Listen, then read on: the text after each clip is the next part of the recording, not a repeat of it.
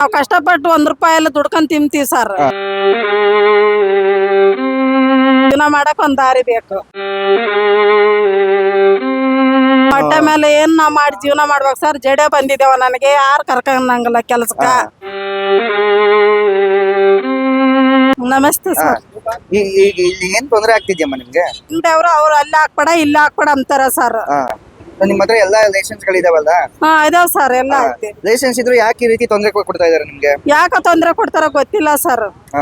ಜನ ಅಂಗಡಿ ಎಲ್ಲೇನು ಬೇರೆ ಕಡೆ ಹಾಕ್ತಿವಿ ಅಂದ್ರೆ ಲಾಯರ್ ಅಮ್ಮನ್ ಸುದ್ದಿ ಹೇಳ್ತಾರ ಸರ್ ನಮ್ಗೆ. ಈ ಪೊಲೀಸ್ ಅವರು ಏನಾದ್ರು ತೊಂದರೆ ಕೊಡ್ತಾ ಇದಾರ? ಹೌದ್ ಸರ್, ಬಂದಿದ್ರು ಸರ್. 2-3 ಸರಿ ಬಂದಿದ್ರು. ಇಲ್ಲಿ ಮಾರ್ಬೇಡಮ್ಮ, ಸೀಕ್ರೆಟ್ ಮಾರ್ಬೇಡಮ್ಮ ಅಂತ. ಎಲ್ಲಾರು ಮಾರ್ತಾರ ಸರ್, ನಾವು ಮಾರ್ತೀವಿ ಅಂತ ಹೇಳಿದೀನಿ. ಏನಾಗ್ತಿದೆ ಅಂತಂದ್ರೆ ನೋಡಿ, ಹೈಯರ್ ಅಫಿಷಿಯಲ್ಸ್ ನೋಡ್ಬೇಕು. ಈಗ ನೋಡಿ, ಪೊಲೀಸ್ ಅವರು ಬಂದ್ಬಿಟ್ಟು ಇವ್ರ ಮೇಲೆ ದಬ್ಬಾಳಿಕೆ ಮಾಡಿದ್ರೆ ಏನ್ ಪ್ರಯೋಜನ?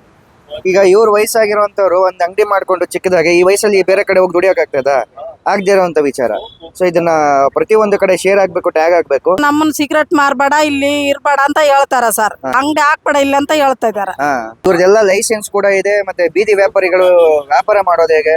ಸೊ ವಯಸ್ಸಾಗಿರುವಂತವ್ರು ಕೆಲಸ ಮಾಡ್ತಾ ಇದ್ರೆ ಅದನ್ನು ಮಾಡ್ಬೇಡ ಅಂತ ಅಂದ್ರೆ ನಮ್ಮ ಹೊಟ್ಟೆ ಮೇಲೆ ಏನ್ ನಾವ್ ಮಾಡಿ ಜೀವನ ಮಾಡ್ಬೇಕು ಸರ್. ಜಡೆ ಬಂದಿದ್ದೇವ, ನನಗೆ ಯಾರು ಕರ್ಕೊಂಡಂಗಿಲ್ಲ ಕೆಲ್ಸಕ್ಕ. ನಾವ್ ಕಷ್ಟಪಟ್ಟು ₹1 ಎಲ್ಲ ದುಡ್ಕೊಂಡ್ ತಿಂತೀವಿ ಸರ್. ಏನಿಲ್ಲ, ನಮ್ಗೆ ಅಂಗಡಿ ಇಲ್ಲಿ ಇಡಂಗ ಮಾಡ್ಬೇಕು ಅಷ್ಟೇ, ಇನ್ನೇನಿಲ್ಲ. ಮಾಡ್ಕೊಡ್ಬೇಕು ಅಷ್ಟೇ. ಅವೇನೋ ₹1 ಎಲ್ಲ ಜೀವನ ಮಾಡ್ತೀವಿ. ನಮ್ ಕೈಲಿ ನಾವ್ ಆದಷ್ಟು ಜೀವನ ಮಾಡ್ಕೊಂತೀವಿ. ನಮ್ಗೆ ಇಲ್ಲಿ ರೆಸ್ಟ್ ಮಾಡ್ಬೇಕಷ್ಟೇ. ಜೀವನ ಮಾಡಕ್ ಒಂದ್ ದಾರಿ ಬೇಕು. ಸ್ನೇಹಿತರೆ ನೋಡಿ, ಇದನ್ನ ಆದಷ್ಟು ಶೇರ್ ಮಾಡಿ.